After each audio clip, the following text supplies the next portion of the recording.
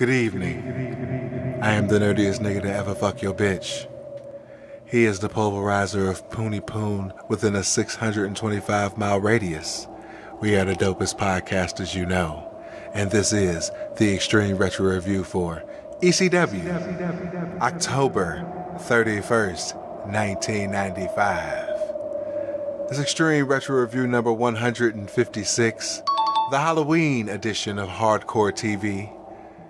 1 hour, 1 minute, and 37 seconds for you privileged children who are able to navigate the World Wide Web and found yourself on a pirated wrestling ship that took you to places here, there, and neverwhere. And you were able to watch this show in its purest form. The Tape Trader Edition. For the nerds who watched the digitized, scrubbed down, clean matrix screen version of Hardcore TV on the WWE Network. He means the more enjoyable version. What was the time for the WWE Network and your thoughts and views of the show? So, you guys are the pure, the organic version of watching the shows and shit. You know what else is pure and organic food? A hot steaming shit that one drops in the toilet. I thought you was going to say virgin. No. There was a bunch of virgins who got this shit. No, that has already been established. But not only are y'all virgins, y'all are shitty virgins. And apparently y'all had a lot of time on y'all hands because back in the AOL days, A lot of other things in your hands too. But it's terrible. Not only that, y'all obviously had a lot of time on y'all hands because downloading that shit on dial-up must have took forever. For the people who know that time is the most precious thing that you can get, once it is spent, you can never get it back. So of course you wouldn't want to waste it downloading this bullshit on AOL, watching it all grainy and like, who doesn't want something better? Like, I listened to him describe it scrubbed and cleaned. I'm like, yeah, that's how, you know what else is, I would hope you will scrub and clean your chicken and shit, or your turkey, before you cook it and shit. You know what I'm saying? I mean, sometimes cleaner is better. And that's what the WWE Network provides. And for the Hardcore TV episode number 132, the time was exactly 45 minutes. This show is definitely must watch for historical purposes. I don't want to go too much further than that because of spoilers. But I would definitely recommend it. If you've been watching this far, definitely watch this episode. So we start with a cold open of Beulah's box. Her inbox, that is. Yeah, I didn't see her box. She makes sex puns and intros Monday NyQuil. Monday NyQuil. By now, I'm figuring you've seen all the little bits that they've had on the WWE Network of this Monday NyQuil shit with Steve Austin, and he's bongo, and he has a black wig on, and it's terrible. Yeah. It gave me a smirk. I wasn't that impressed. It was cute, but coming up third behind Mick Foley and Raven in the promo department at this point. Yeah. Your thoughts of Monday NyQuil? Yeah, he should lay off the comedy shtick. It doesn't really work for him unless he's more subtle. Like him trying to do a whole ass skit and shit fell very flat for me. The references or the some of the things was where the big boys come to play with each other or some shit like that. It was awful. Like, it was, I appreciated the shit he was trying to talk and shit, but it was came out very weak.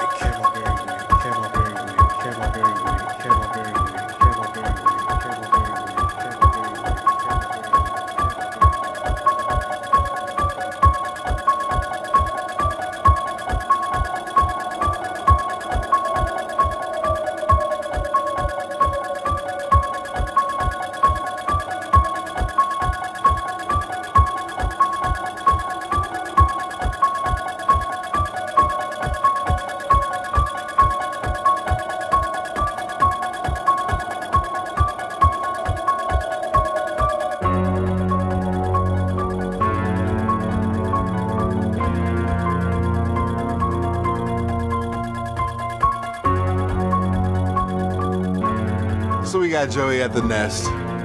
He's shilling tonight's show. There's going to be pit bulls in action. Public Enemy and Mikey are in the vignette. And also the ladder match between Sandman and Mikey Whipwreck. He also brought up the first rumblings of the 3rd annual November to Remember. Oh, shit. It's that time of the year again. Take a shot. Take a shot. Take a shot. And he starts shilling that with the matches already announced. Tuco, Scorpio, and Hack versus the Public Enemy for the tag belts. Raven and Cactus versus Putz and Funk on November 18th. November to Remember, 1995. Funk is also contemplating retirement, but he will be in action on November 18th. And this is the 3rd annual November to Remember. Take a shot. Take a shot. You insist. Take a shot. November 3rd, November 4th, and all that was set to November Rain by Guns N' Roses. If you have the uncut dope of the Tape Trader edition. Oh, you could probably barely hear the song anyway.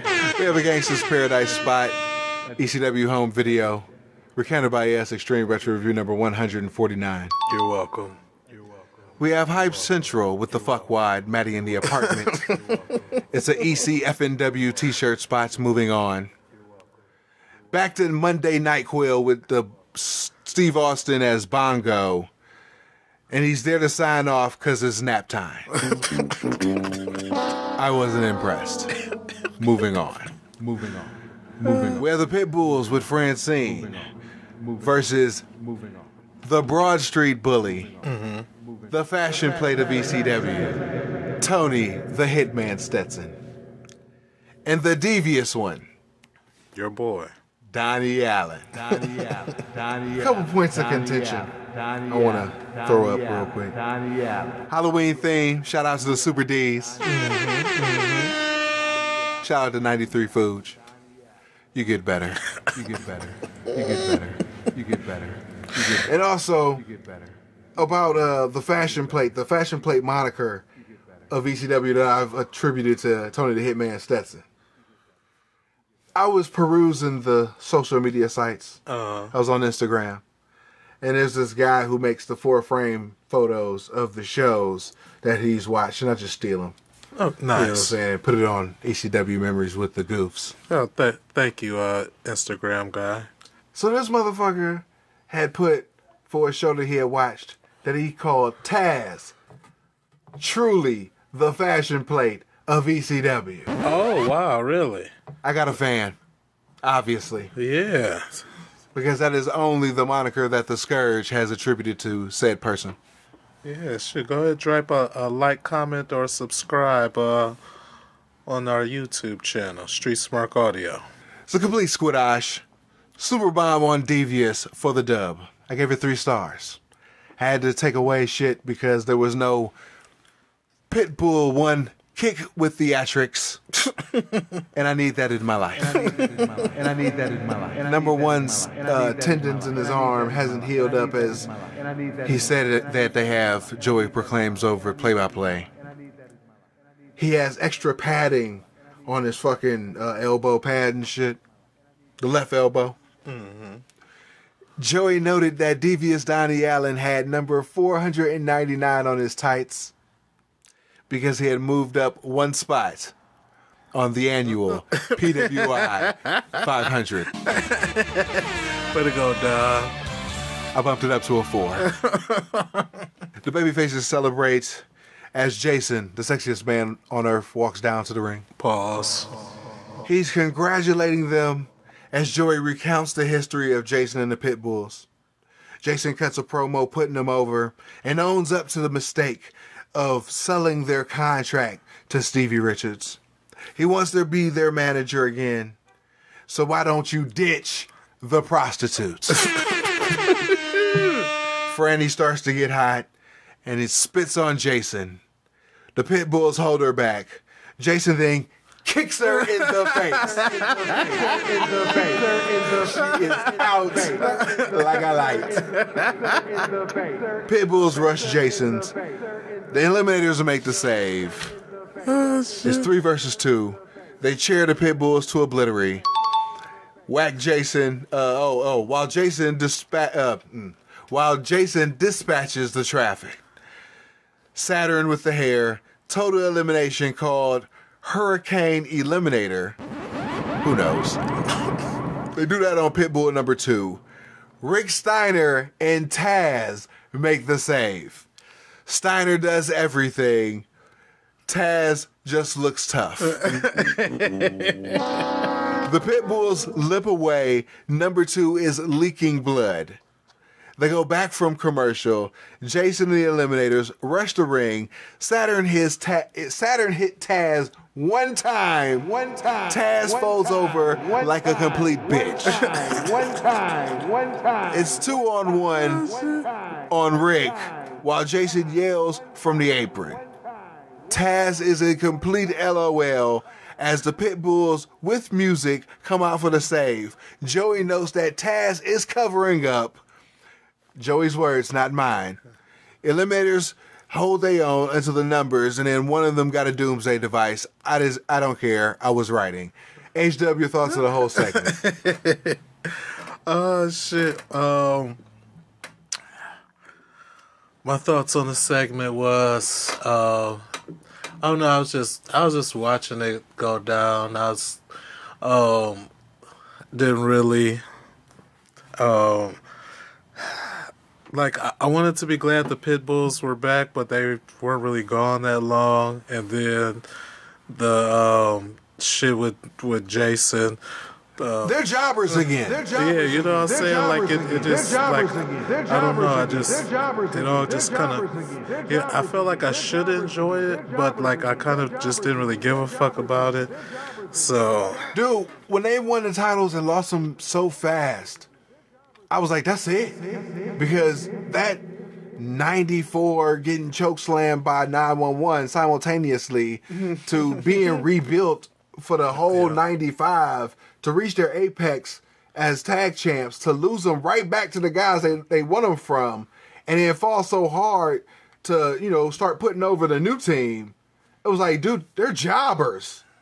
They have a name, but they're jobbers. Yeah, it was, so I don't know. You probably know better than I do, or I would, so I don't know where they go from here. But the future from right now doesn't look too bright for the Pitbulls. We have Hype Central with the Fuck Wad, Maddie in the Apartment, shilling the November to remember on November 18th. We also have a 3rd, 4th, and 7th bumper, and it's set to White Discussion by Garbage Rock Band live. Moving on. We have an Extreme Encyclopedia spot. They rewrote the definition on the Sandman. He's still a noun, smokus, brawlerus. Now he's a squally smoking, cane swinging, beer drinking world champion with a propensity for violence.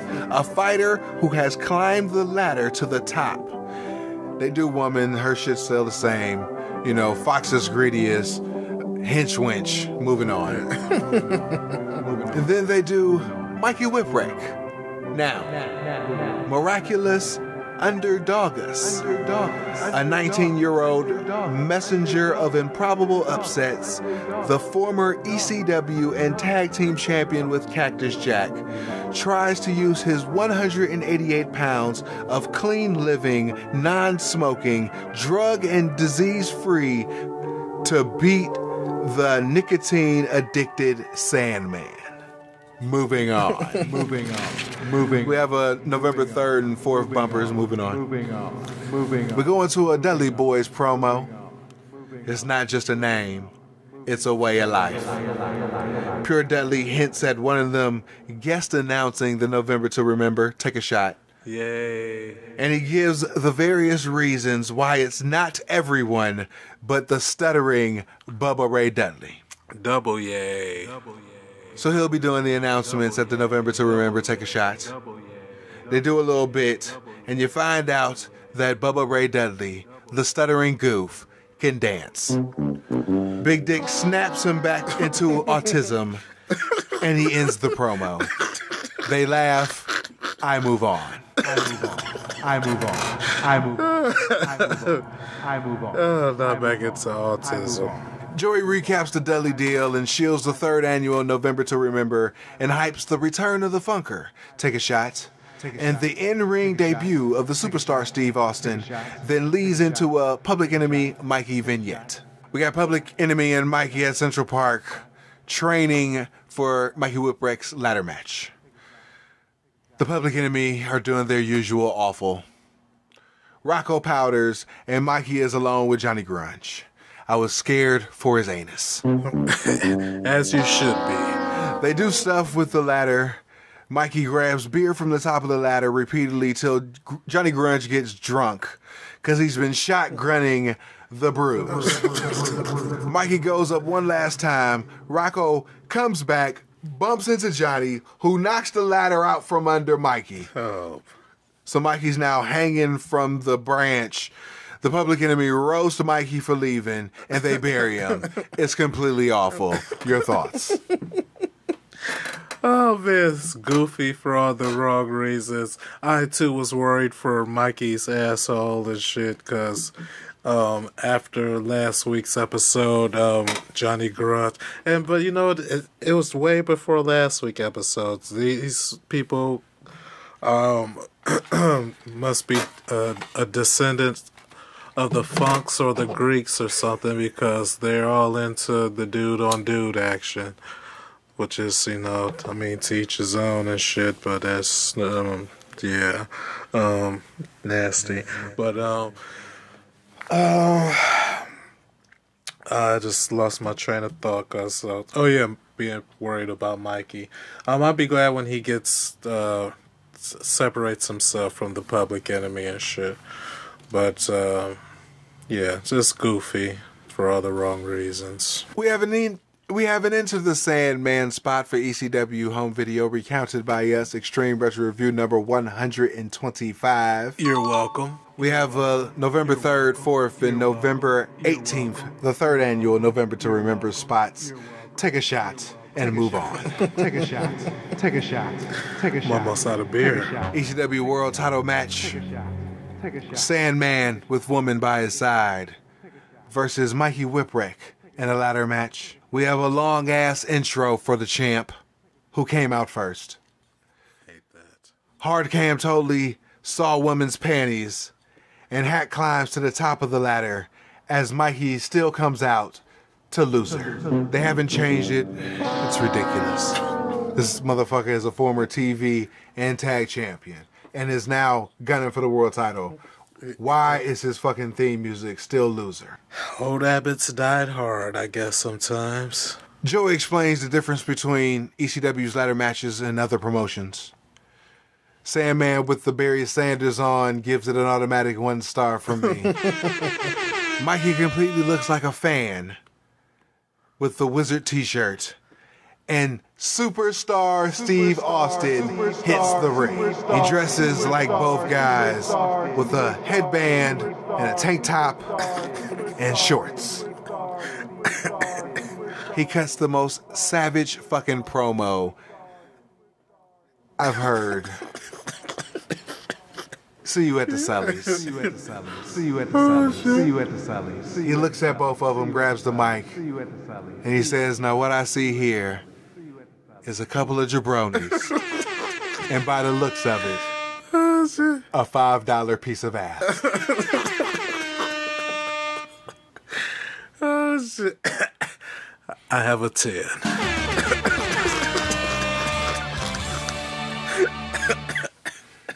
He looks at the ladder and climbs on the ladder, and he says, he never got the chance to climb the ladder of success in WCW. After being called an Hogan wannabe, he feels he shouldn't be shit on any longer. He looks at Mikey Whipwreck, and he respects him because he's a go-getter who has no quit. But he's still a loser in his book. This is Steve Austin you're talking to, so you better listen up. He looks at the Sandman.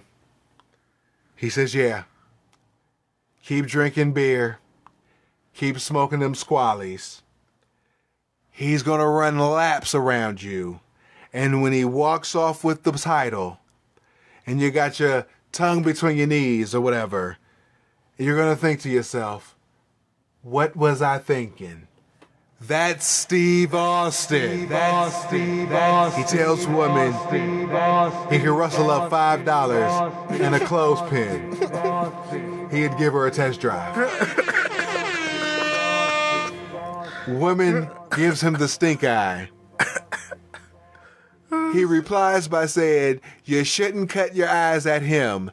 It's not his fault. You married a midget. You married a midget. You married a midget. You married a midget. You married a midget. He hopes one or the other beats the tar out of each other. Because either way you're looking at it, you're looking at the next champ. He leaves to cheers, grabs woman over the shoulder, and walks her out kicking and screaming.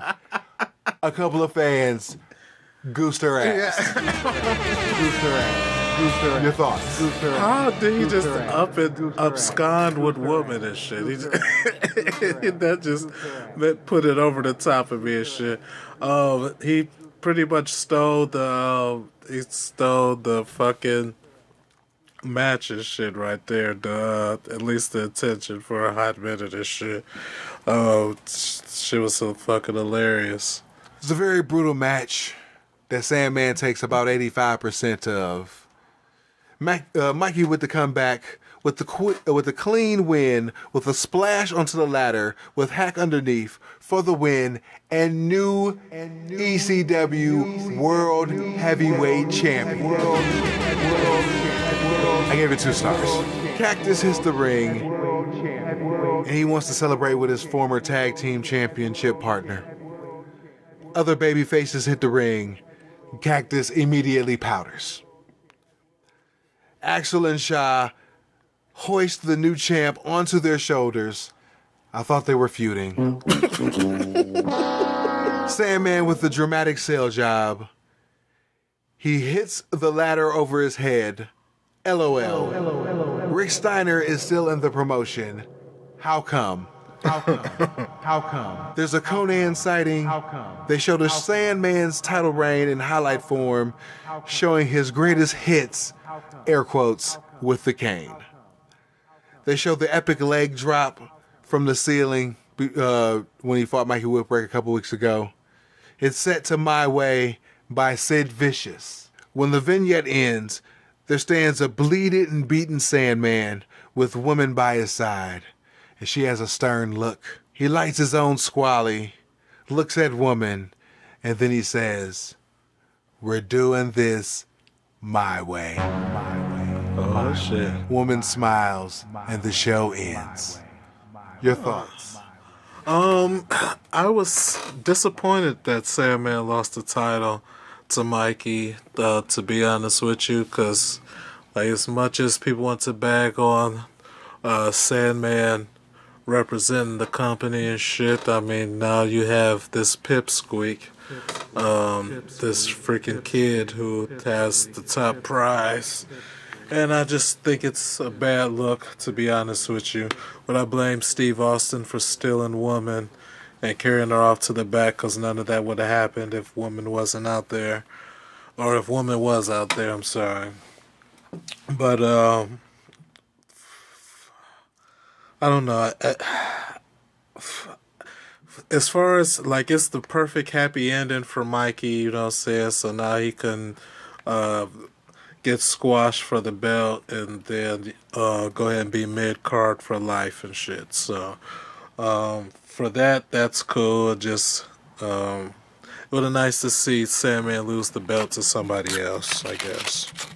I actually didn't write anything in my final thoughts of this show, but from what I recounted, for historical purposes only, you should watch this show. Get a thumbs up for the feel-good moment of the year. See you at the Summits. Shout out to my boy Shell. What's up, Shell? See you at the Summits. See you at the Summits. Where the hoes at? Oh, you don't know? Shocker. Next week, the pre-Go Home show for the November to Remember, November 7th, 1995. Until then, life is a work. Make sure you get paid for it. We out. Peace. Peace.